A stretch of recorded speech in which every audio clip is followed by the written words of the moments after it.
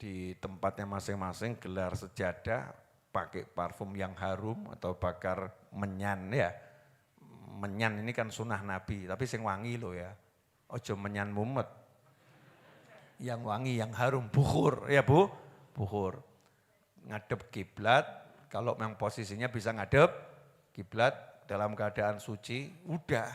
Enggak perlu curhat sana, enggak perlu curhat sini. Enak, la haula wala quwata illa billah. Adem, langsung kontak Allah. Lah bisa kontak Allah kok sibuk kontak manusia. Bingung ngirono, bingung ngirene. Duduk selesai masalah. Gelar saja sajadah. Nah ini yang ayo kita tularkan ke saudara-saudara kita. Biar punya pegangan dulu, tahu harus ngapain gitu. Ini sekarang banyak orang nggak ngerti harus ngapa itu nggak tahu. Sehingga hidupnya terombang ambing. Nah, ini yang ngajari kan bukan saya, yang ngajari setidaknya Nabi kita Muhammad SAW, apalagi Nabi kita ini sudah nembus 7 lapis langit, udah ketemu Allah Ta'ala, wis bab ilmu wis pol gitu loh. Walaupun ilmu itu waqur rabbi zidni ilma, terus minta tambahan ilmu, tapi Kanjeng Nabi ilmunya paling tinggi. Dan mengatakan siapa yang baca kalimat la haula wala quwata illa billah, kasyafallahu anhu sab'ina baban minadh-dhur adnahunnal al-faqr. Barang siapa mengucapkan la haula wala quwata illa billah, maka 70 pintu keburukan akan dijauhkan darinya. Yang paling kecil adalah kefakiran. Ya, orang kalau udah sugih kan ya lomo. Ya dia dermawan, enggak takut kehilangan. Jadi ya adem, ayem dan bisa ngademkan orang lain. Jazakumullah khairan. Mudah-mudahan barokah manfaat. Ya setelah nanti baca doa jangan lupa duduk kita nikmati hidangan yang ada. Saya ucapkan terima kasih kepada Dandim Solo dan Dandim Boyolali yang hari ini mengirimkan sembako ya untuk Majelis Ar-Raudhah sehingga manfaat untuk kami yang ada di sini. Insyaallah barokah untuk semuanya. Amin. Mari kita baca doa yang bisa kita baca.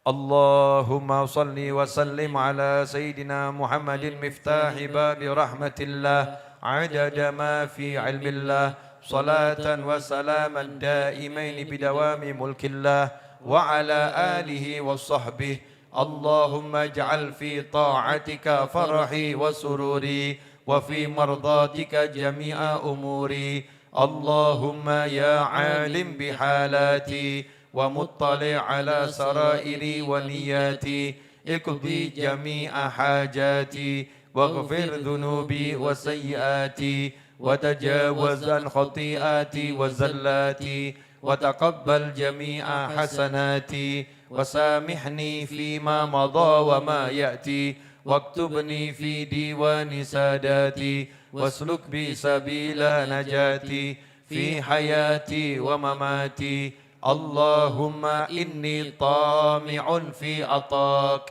raghibun fi ridak, mustaslimun liqadak, faktubani min awliyak, wasluk bi sabila hudak, wa alhiqni bi asfiyak, wa sallallahu ala sayyidina Muhammadin wa alihi wasallam, alhamdulillahi rabbil alamin, amin. Terima kasih. Bagi yang ingin ikut andil untuk semua kegiatan Majelis Ar-Raudhah dan berbagai kegiatan lainnya, bisa donasi lewat QRIS ya atau transfer ke nomor rekening yang tertera di layar monitor. Saya hanya bisa mengucapkan jazakumullah khairul jaza atas semua partisipasinya dalam bentuk apapun. Wal afu minkum. Wassalamualaikum warahmatullahi wabarakatuh.